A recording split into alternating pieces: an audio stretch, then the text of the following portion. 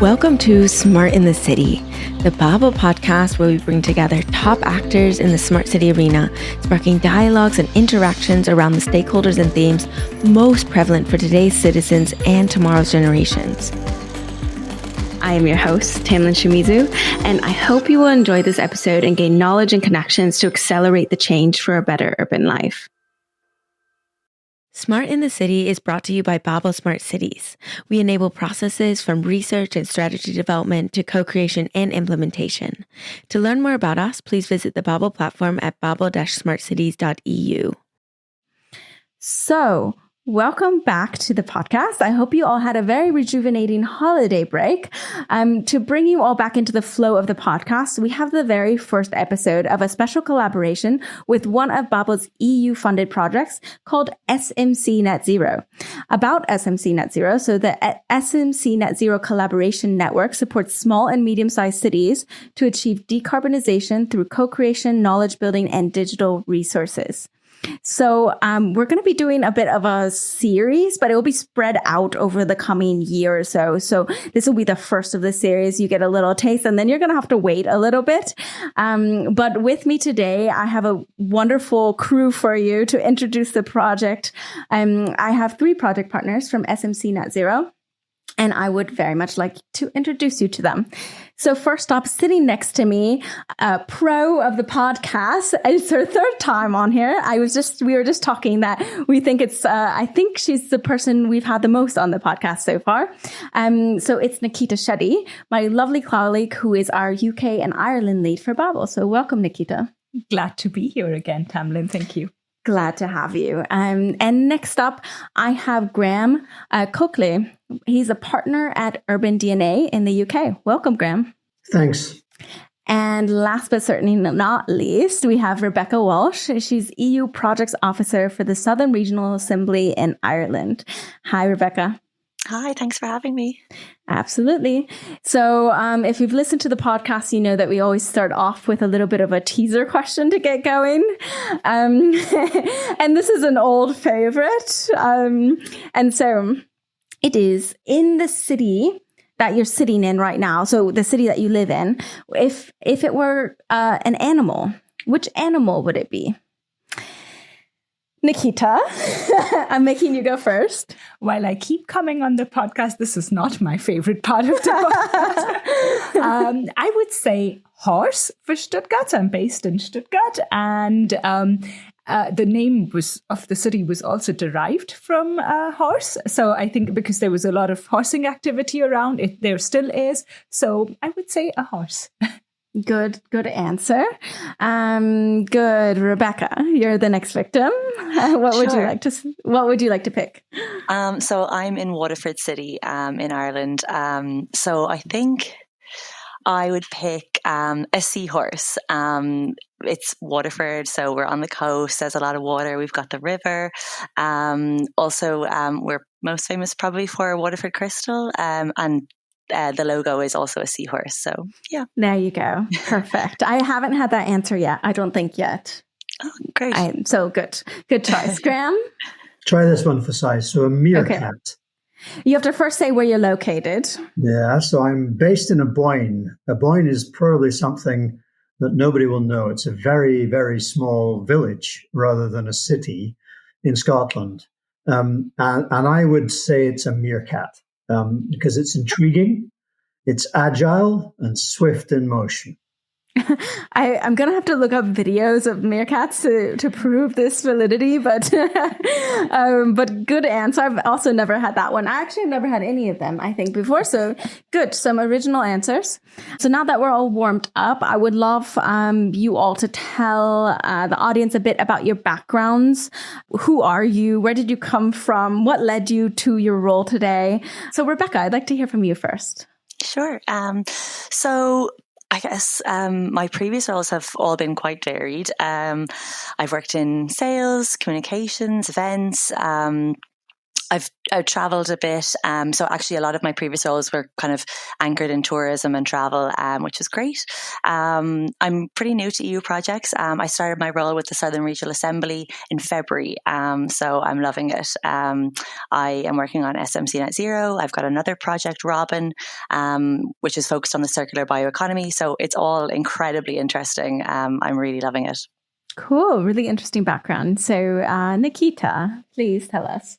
I have a background in energy and environment. I previously worked actually in the automotive industry back in India, and then started working as a researcher at Fraunhofer in Stuttgart, actually, working on EU projects, one of the first Smart Cities and Communities project, Triangulum, actually, and started off with Babel when it was founded 6 years ago.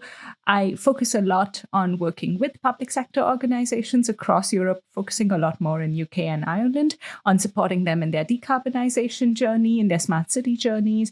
And this actually project came up as an idea when we were doing some of these projects and realized that there was a gap for small and medium-sized cities in terms of available information and resources. So that's how I started working on this project, putting together the proposal with everyone. So really glad to be here.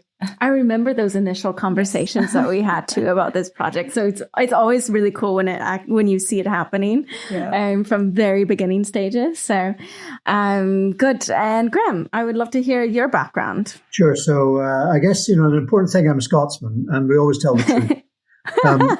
There's a big difference between Scots and English. My career started way back in the oil and gas industry. So at the other end of net zero, I'm afraid. I did that for about a decade, and I did it in various different continents around the world, working with one of the big oil and gas majors. And I moved from that to transformational change in predominantly the private sector, so working, again, across all parts of the world with large corporations, typically, in every sector, doing big change. And then I realized that actually the public sector was kind of a bit more interesting. So I got involved in a big engagement back in Scotland, surprisingly, to do a transformation for the whole of the Scottish public sector. And that really caused me to realize how profoundly interesting local public services in particular was. So I went back to the group and said, I want to get involved in cities. And so I led the business that we did at the time for cities globally, and then set up the last 10 years or so, Urban DNA with some colleagues, which is focused on city transformation. It's transformation of the market as opposed to transformation of individual cities. Yeah, very interesting background as well. So with that, I would love to get more into the project, of course. So for that, Nikita, I'm going to ask you for a little bit of an overview of the project. What are its objectives? What inspired the project? A little bit more about that.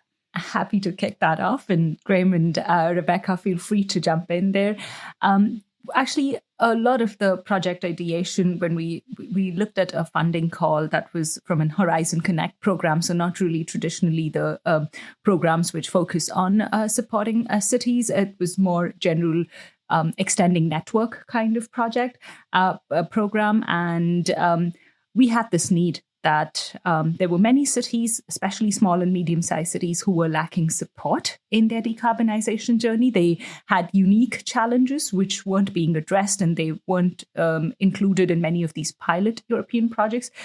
We were in discussion with many of the partners, so a lot of the project partners are partners we've worked with already on many different projects, and we realized that there is a possibility to extend the impact of the work that we are individually doing by creating this network of networks with the purpose of supporting small and medium-sized cities in their decarbonization journey by providing them tailored support. So the project is an 18-month project with 7 different partners from across Europe. So we have Babel leads the project. We have Blocks Hub and We Build Denmark from Denmark, Danish partners who are bringing in knowledge and insights from the work Danish cities are doing around decarbonization. Graham from Urban DNA bringing in knowledge from the Small Giants Network and the work Urban DNA has been doing. The Southern Regional Assembly with the work they have been doing on smart regions and decarbonization with many of the Irish small and medium-sized cities. Audras, which is our partner who leads the CBNet network in Eastern Europe, an amazing network with lots of cities who are currently facing challenges around their decarbonization journey. And then also the Smart City Cluster in Spain, also with a lot of experience around working with cities and understanding their challenges. We all realize that we have already developed some resources, tools, have some knowledge, but have been focusing on only specific cities that we are working with, and saw this really as an opportunity to create this network of networks where we exchange knowledge that we have with many different cities across Europe, facilitate that dissemination of knowledge, foster collaboration between the small and medium-sized cities and companies, SMEs, knowledge institutions, really help them engage with them and facilitate knowledge transfer. So those were sort of the main goals of the project, but happy for Graham and Rebecca to add in there. I also have a little bit of a follow-up question to you, Nikita, just because I like to play devil's advocate a little bit. There was a lot of buzzwords in there: collaboration, knowledge sharing, all of these words. How do you actually make this a bit more, let's say, down to earth or practical? Good question, Tamlin, and apologies for using so many. No, it's fine. They're good words. Actually, when we were developing the project, one of the things during the proposal stage we did was we really tried to identify concrete actions and measures that we can take to support. And throughout the project, we have specific activities that we've planned. So one of the activities is developing a training program for supporting and providing really tailored knowledge to small and medium-sized cities. Urban DNA is leading an activity which is around supporting cities, small and medium-sized cities, to connect with investors. So we have programs like these. We have many workshops planned for facilitating knowledge transfer between SMCs and SMEs, and also a digital platform forum planned specifically dedicated to small and medium-sized cities, where they can address, where they can share knowledge with one another. So there are many different initiatives that we've planned, which would help collaborate more and exchange knowledge. You were really trying not to use that word. Nikita, you added another one in there in terms of urban platforms and such like. Now, if I could pick up on that, Tamlin, it's really important. You need to speak in very simple, plain English or plain language, particularly with public sector, and particularly with cities, and particularly with small cities, because it just works better. And I think the one thing for me that I really like about the project is that very grounded aspect of let's pick a topic, let's pick a sector, let's pick something that people do and see if we can tackle what the project is about in terms of learning and sharing and working together, focused in the ground truth. And we've picked mobility. How do you fundamentally change the way that people move around a city as a very grounded topic? Everybody does it, whether it's a big city or a small city. The experiences are very, very different. And what we do know is we need to change. We fundamentally need to change from using our own internal combustion engine cars to drive around to using more healthy transport, bicycles and such like, by using public transport and such like. So that keeps it very grounded. And our hope is that we can sort of demonstrate how we can collaborate and work together better, how we can capture tools, methods, how we can teach each other what works and what doesn't work, most importantly, in that grounded sense, and then use that learning to work across some of the other sectors and areas of a city. And I think it's so important with smaller cities because they use plain language. Mm-hmm. Yeah, the communication message there is really important. Graham, can you elaborate a bit more on why you think SMCs really matter to reach decarbonization? The answer is really simple. Mm-hmm. SMCs, small and medium cities, represent the largest portion of the market. So we neglect them at our peril. Most people in Europe, in fact, most people in the world don't live in big cities. And these days, they tend to live in urban environments rather than in rural. So if, depending on the limits of small in terms of small and medium, and I'm living in it's less than that, 3,000 people, I would still consider that in scope. It's a place which has all of the features of slightly larger cities and needs to change.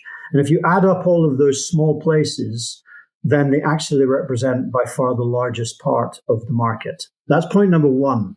Point number two is that smaller cities are less arrogant than the larger ones, which are self-sufficient and can do things, but they have challenges. They have challenges, and it comes down to three. One is they don't necessarily have the capacity to solve all the problems. They may have a few experts, but they don't have experts on every topic.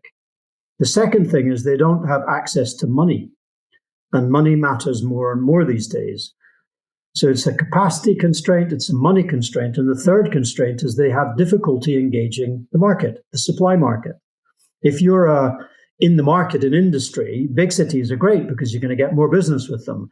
Small cities are like kissing lots of frogs. It's quite hard to engage with them. So those are three really important blockers which we must address. But the good news is that smaller cities are agile. They're closer to their people. They're closer to their hinterland and agriculture and such like, and they can move in a more nimble manner. So if you do something in a smaller city, you see the results of that far faster. And that's the opportunity. So, Nikita mentioned the small giants earlier. That's our opportunity to identify those that are doing progressive and fun things and really make sure that the lights shine on them in terms of the excellent work they're doing. Yeah, absolutely. Rebecca, do you resonate with some of those things Graham was talking about in your region? Absolutely.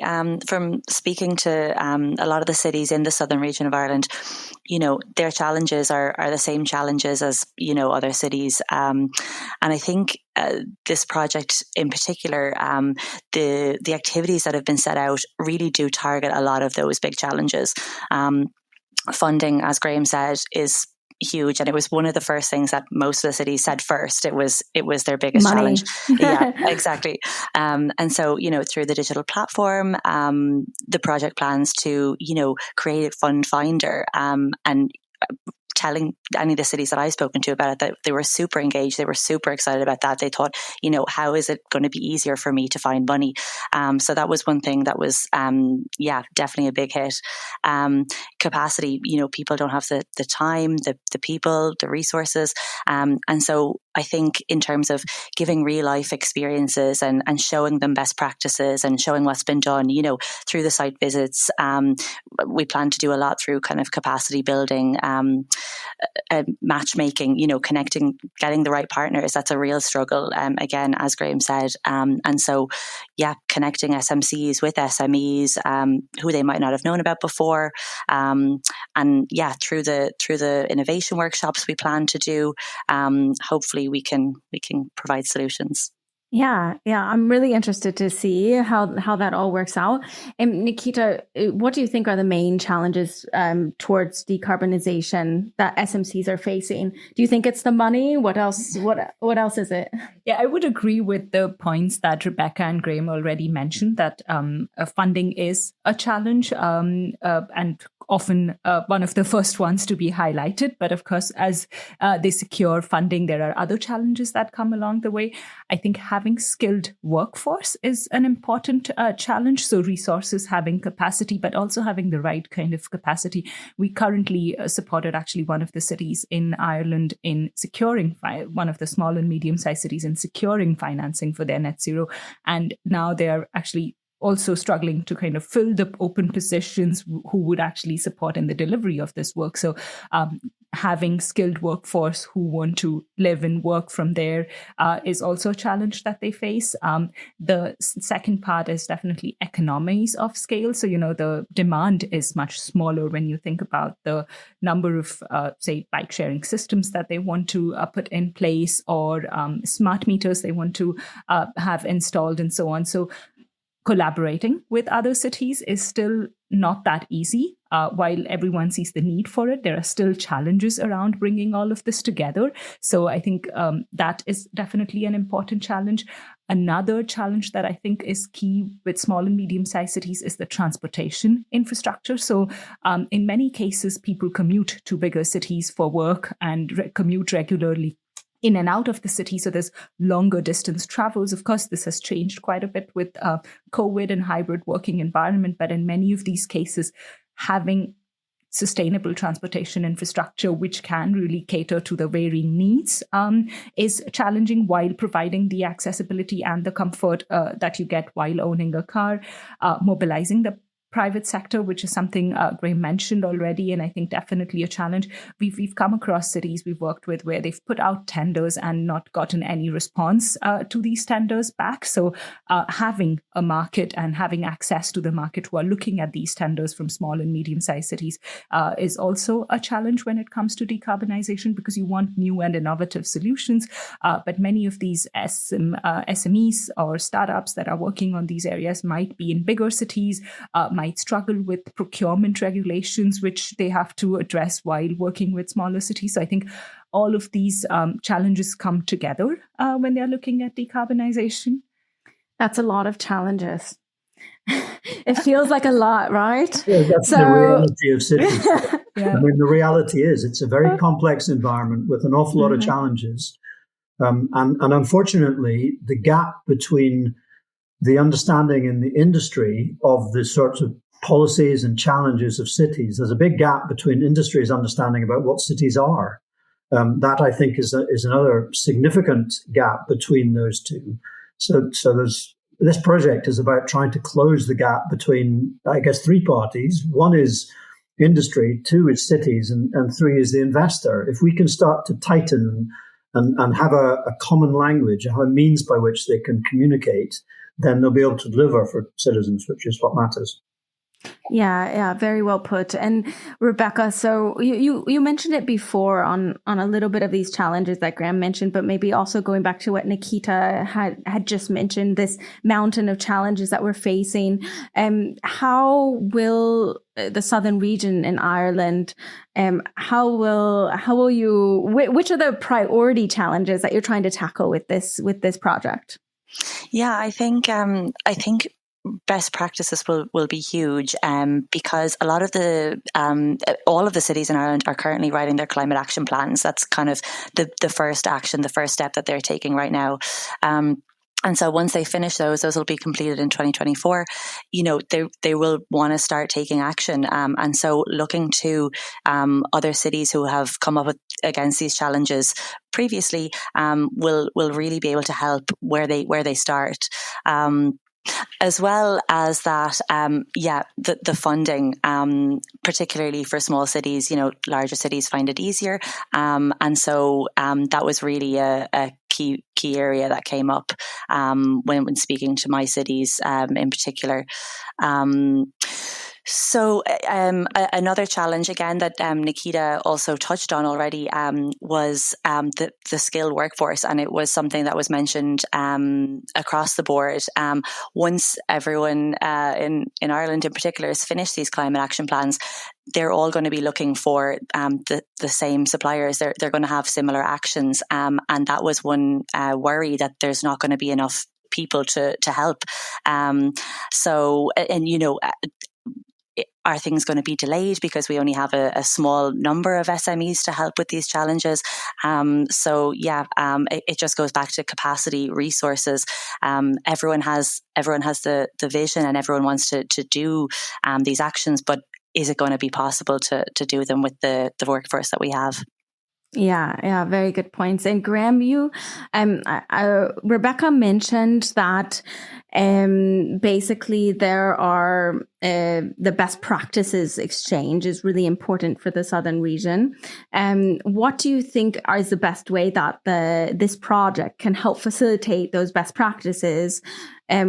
How can the project really do that? That's an interesting question. So cities tend to respond to stories that they hear and see from other cities.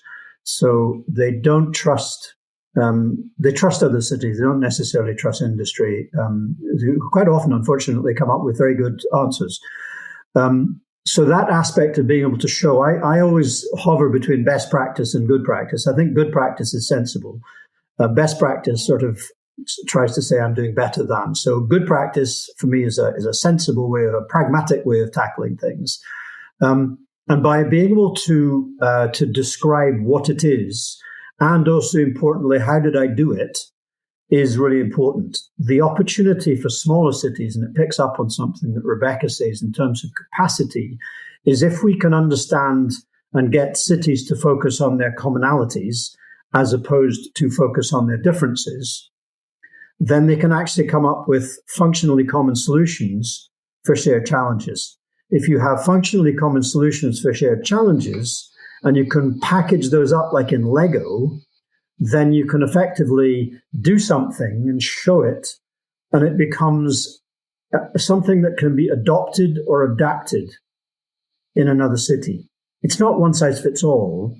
It's actually providing the components that will help another city go with confidence, because I saw it and it worked in that other city. Let me take that and tailor it for my particular context.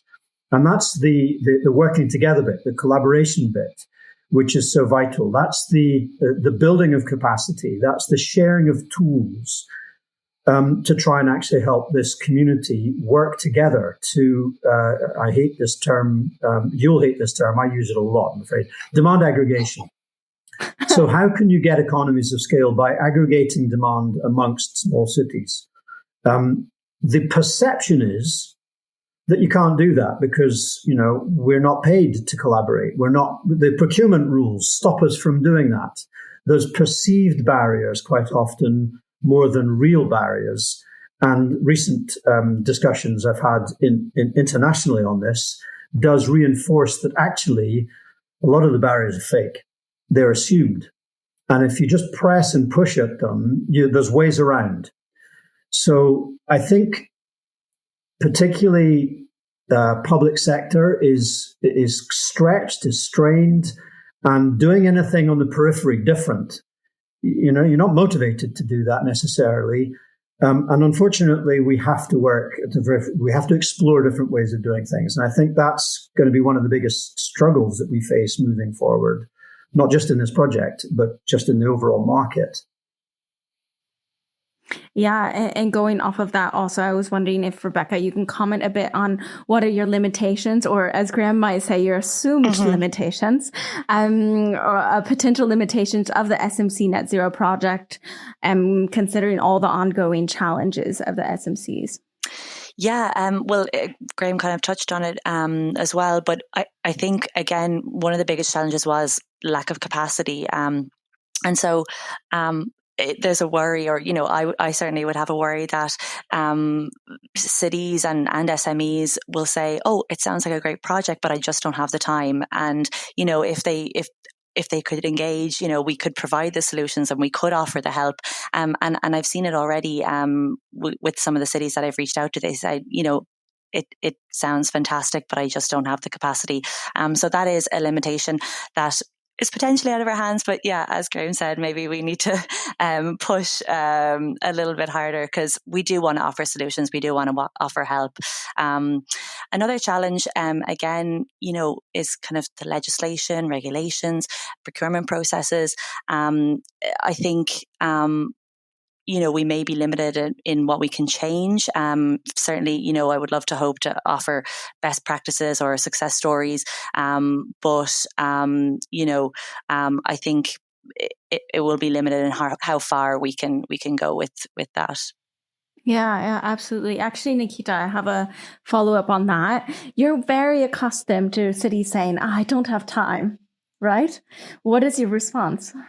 Yeah, it's actually one of the main challenges we see when we're supporting cities too. So I think what we are trying to do in this project, and also in the work that we do, is while the project would require the specific individuals to invest some time and capacity to take part in the activity, our goal is that time invested is going to lead to an acceleration in the work that they do later on. Exactly, save time. And not just save time, but rather go beyond and really accelerate the things that they are doing, also create a much bigger impact. So that's also something that we would focus on. So while they could invest their time. And I think it's also hard for each of us, right? When we think about our own capacity building, it's always that there's so little time available. But I felt that every time I have gone through such a program or taken part, exchanged knowledge with people, it has helped me improve and be more efficient. And that kind of leads to much bigger benefits over time. And that's, I think,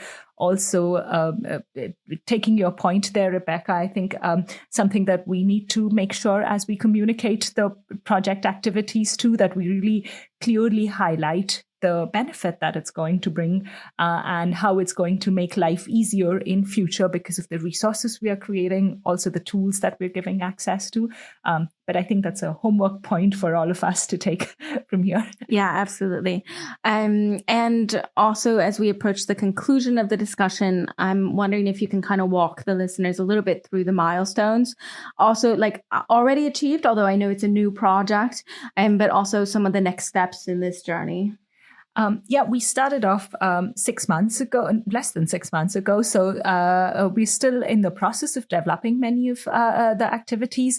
I think one of the biggest milestones currently is over the past few months, each of the partner has interviewed SMCs, SMEs, and also EU programs, so existing EU programs that are supporting these decarbonization activities and are collecting a database of information and knowledge based on which all the other deliverables would be developed, which is a very important resource that we are developing and which would be made available to everyone else too as we create this market report. So that's an important milestone for the project, which is happening next month. But after that, we have a series of webinars and workshops, which are primarily focused on facilitating matchmaking and knowledge exchange between our key target groups, which is the small and medium-sized cities, the SMEs who are supporting decarbonization, and the investment community. So this is something that is going to be a big milestone over the next 3 months.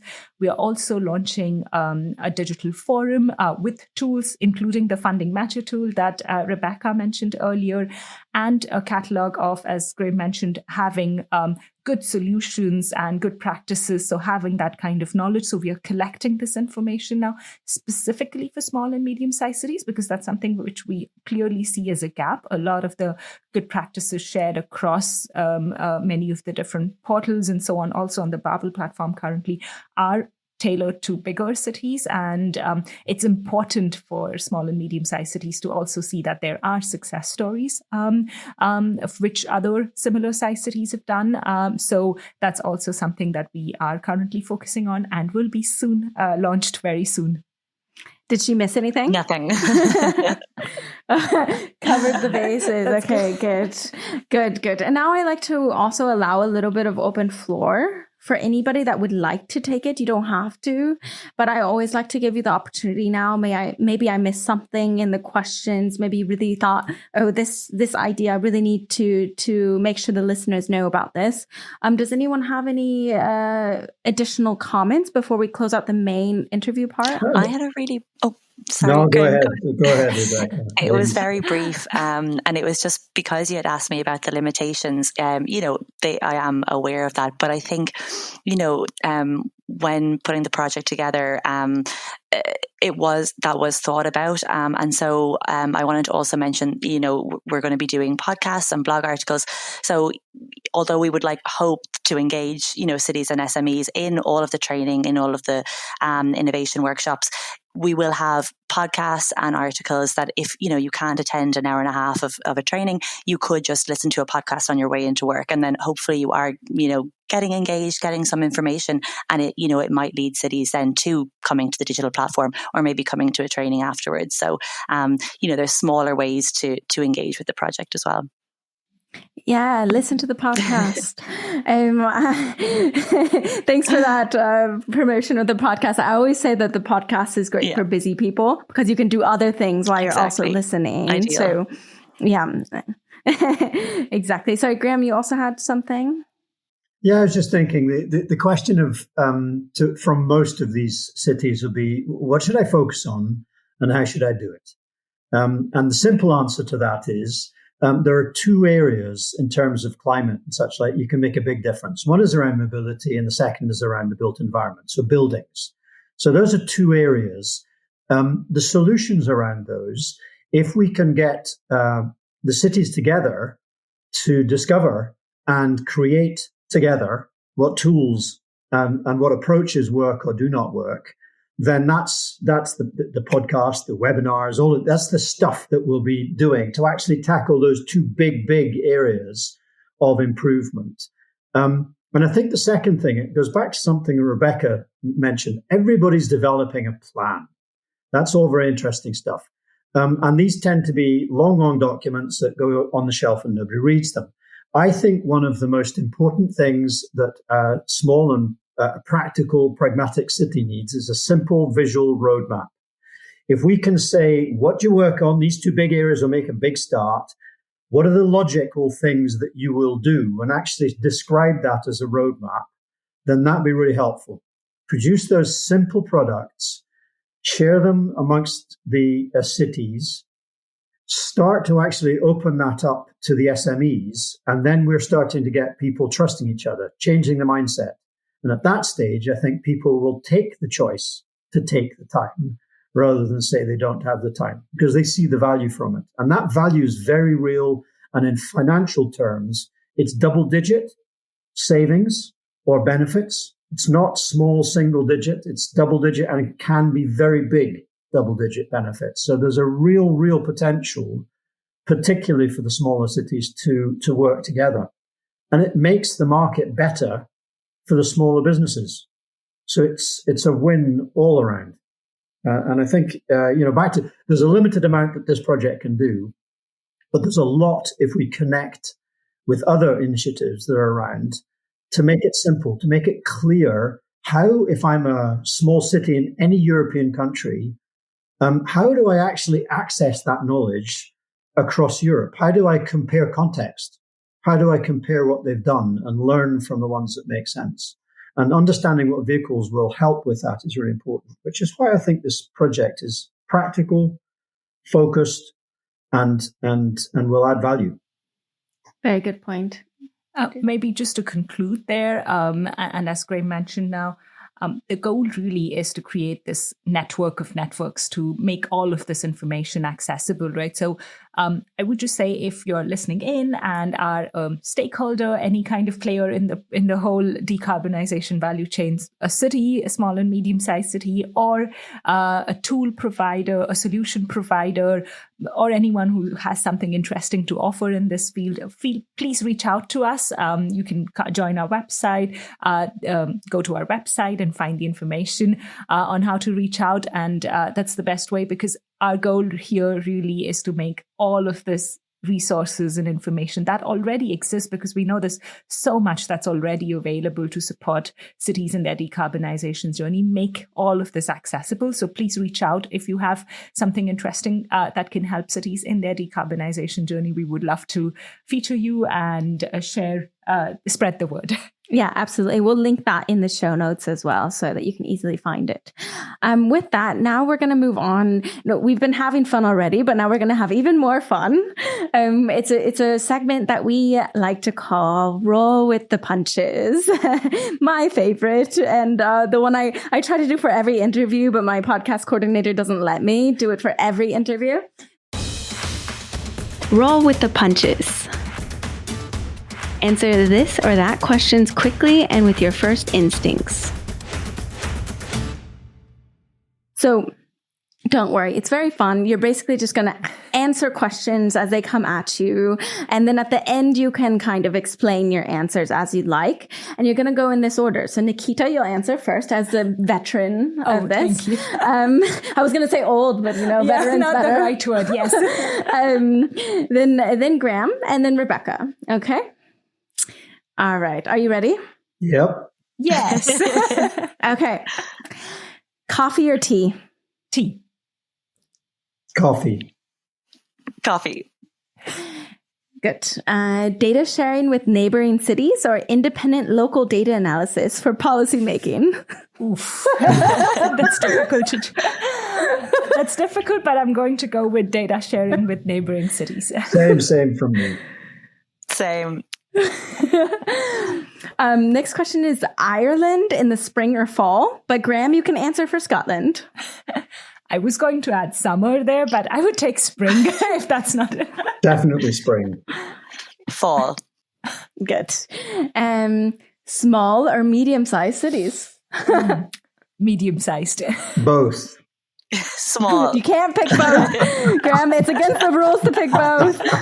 You have to choose. What did you say, Rebecca? Small. Okay, good. Energy efficient public lighting or smart waste management systems? Smart waste management systems. I hate to say it, but I have to say lighting because I launched a project 10 years ago on it. And I agree with Graham, lighting. Mm-hmm. Citizen co-creation projects or expert-led urban renewal strategies? Co-creation projects. Citizen-led. Citizen-led. Direct grants for established green businesses or startup incubators for emerging sectors? Startup incubators for emerging sectors. I'll go with startups because it's a bit more innovative. Yeah, the second one, startup incubators. Okay, good. Yay. You made it through. This is one of the harder ones of You're picking up some odd terms and language. And what was that second thing you said? That's the point. That's the point, okay? Just to throw you off. So, do you want to explain any of your answers? Why did you say medium cities over small cities, Nikita? Actually, that was a tough one too, but I generally like the idea of having a bit more of concentration of demand, which helps in making things more efficient in delivery of services, in many of the activities we are doing. So I think they provide a good balance between having a smaller group of people, of course, but still having a good concentration of services and resources and so on. Good. Good answer. Good answer. Anybody want to argue against it? No, small I cities. wouldn't argue against it, but I'd say that smaller cities have even less capacity and even more challenges. And so, if you're going to provide help, then helping that community would be really, really helpful. And again, add them all up and it becomes big. I actually answered the question as me liking a small, wanting to live in a small. Nikita wants to live in a medium-sized city. But okay, I would agree with providing support to both, actually. Nikita's like, we're going to change the name of this project. It's going to be just MCs now. Medium. No. Good. Okay, I just want to ask about the lighting or smart waste management. That was tricky to choose, actually, but I thought waste is a topic that's ignored in many cases. So, there's a lot of focus on energy and mobility, but I think there's so much you can do around management of waste, also kind of circular economy and related topics too. So that's why I thought I would like to highlight that one. I agree. I had a great podcast episode around the circular economy a little while back, and it's still one of my favorite episodes. It was just really enlightening to me. So yeah. Anybody want to argue for the public lighting there? Graham, you said you had a project and that's why you picked that one. Yeah. 10 years ago, we set up a project called the Humble Lamppost. And we called it the Humble Lamppost because everybody was talking about intelligent lighting and smart lighting and all this sort of things and talking lampposts. And I said, no, that's the Humble Lamppost. Dogs do things on it that they perhaps shouldn't.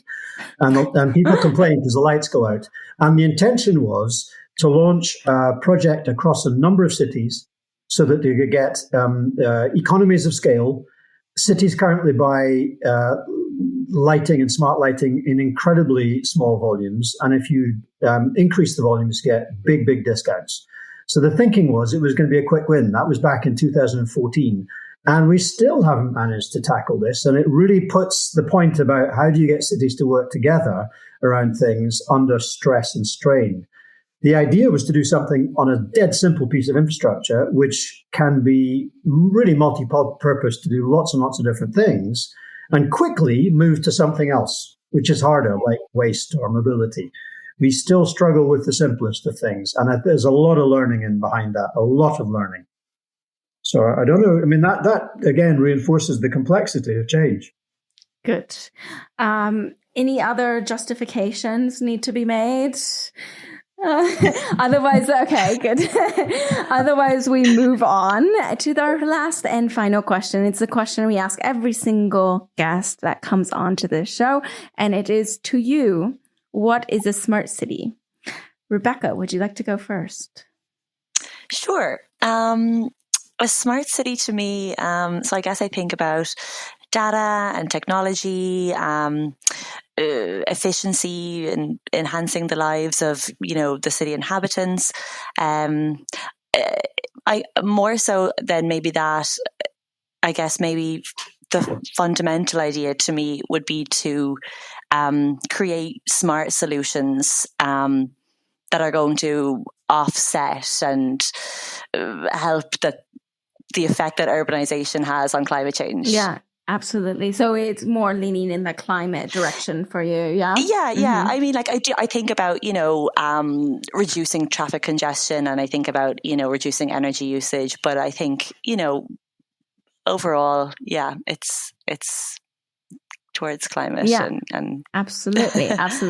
So going off of that, what do you say, Nikita? How would you add on to that definition? You've also answered this question before, right? Yes, I have. So I'm going to keep it brief today. I think I would add on to what Rebecca has mentioned, so agree with everything Rebecca mentioned. Maybe something that I have realized is an important element in the past years is the co-creation and working with citizens element. So doing all of the technology-driven, data-driven stuff to achieve goals, but working with the citizens in the journey and bringing them along. So that's something that I think would be important. Yeah, good addition. And Graham, do you have more additions or changes? So it's terrible. After 10 years and more, we're still trying to figure out what we mean by those two words.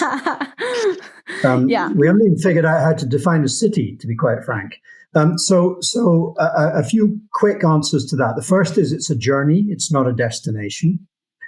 The second is that the simple answer from we would be a betterment. Just betterment. The slightly more sophisticated answer is, and I kind of gifted with the fun of defining smart city for ISO, the standards organization, 10 years ago. And so got involved in actually understanding that. We looked at an awful lot of definitions, and they all seem to start with it's about technology doing something. So the ISO definition, which is slightly longer, and I won't read it out for you, starts in a different way. And it talks about radical change. It talks about people working together, working cross silos and such like. And eventually it gets down to data and technology. And there's something about the order which I think is really important. But it is a shame that we're still arguing about it. I wish we could get on with it and make it. Yeah, get on with it. Those are good final words, I think. So with that, I have to thank all of you from the bottom of my heart for coming on to the show, for saying all your great opinions and insights and all of that. So yeah, thank you to all of you for coming on. Thank you. It's a pleasure. Thank you so much. My pleasure. And to all of our listeners, thank you so much for listening. And don't forget, you can always create a free account on babel-smartcities.eu to find out more about smart city projects, solutions, and implementations. And remember to check out the SMCNetZero website that we're linking in the show notes. So thank you all for listening. Thank you all for listening. I'll see you at the next stop on the journey to a better urban life.